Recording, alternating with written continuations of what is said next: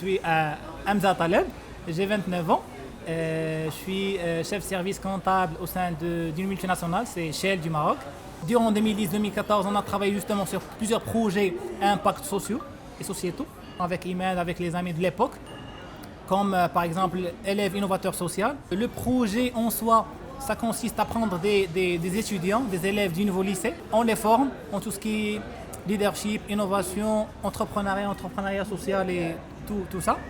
L'idée, c'est que ces jeunes, après formation, pensent à traiter des problématiques au niveau des lycées pour en faire des opportunités pour des entreprises sociales au sein des lycées. La vision du projet, c'est transformer l'élève en un porteur de projet au sein du lycée pour avoir à long terme des lycées autonomes, avec innovateurs, avec des projets innovateurs. On travaille sur le projet Temkin depuis 2010 jusqu'à maintenant. Et je peux vous dire vraiment que des lycéens de 14 ans, 15 ans, c'est-à-dire après travail sur eux, c'est-à-dire après réflexion, après brainstorming avec eux, après mentoring avec eux, on ressort avec des idées de projets extraordinaires. On a besoin de remodeler tout le monde, de revoir les choses sous un autre angle, de redéfinir en fait, l'ensemble des mots, l'ensemble des conventions qu'on a actuellement. C'est par rapport à la paix, par rapport à la guerre, par rapport au développement, par rapport à l'économie. J'apporte pas grand-chose si je dis que le monde qu'on cherche, il est un peu loin, mais c'est un monde externe. Peut-être en cherchant dans notre monde interne, en fouillant, qu'on puisse trouver cette étincelle que je vois dans chacun de vous. C'est par rapport à vos regards, à la passion qui vous a animé pour venir jusqu'ici, à la découverte d'autres horizons. Ça, c'est très inspirant. Je pense que c'est la première étincelle qui pourrait tracer une route pour nous tous, pour tout le monde. Et sachez qu'il y en a d'autres qui cherchent un monde rayon chanté, peut-être à leur façon. L'important pour nous, c'est vraiment qu'on croit à ce qu'on veut.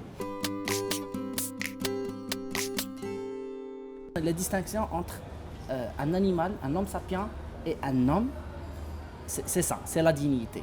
En fait, au niveau de l'histoire, si je reviens au niveau de l'histoire, au Coran on dit « Wa nafakhna fihi min ruhina ». Ça veut dire on a jeté de l'âme. L'âme, c'est là où il est différent. C'est quelqu'un qui doit raisonner. C'est quelqu'un qui a ce qu'on appelle nous l'humanité. Il devient humain. Il devient humain.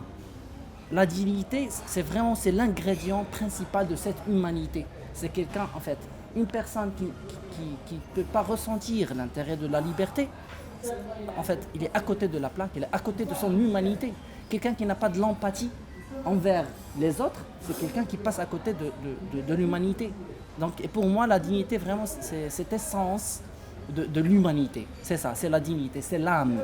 On est là, vraiment, on se nourrit par cette dignité-là.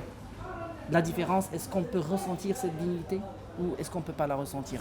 Quand il y a une injustice, que ce soit envers moi-même ou bien envers autre, ce mécontentement, cette colère-là, c'est parce qu'on est touché dans cet ingrédient qui est vraiment essentiel. La dignité, c'est ça, c'est cette essence-là, c'est l'âme, c'est vraiment l'âme, c'est l'équivalent de l'humanité.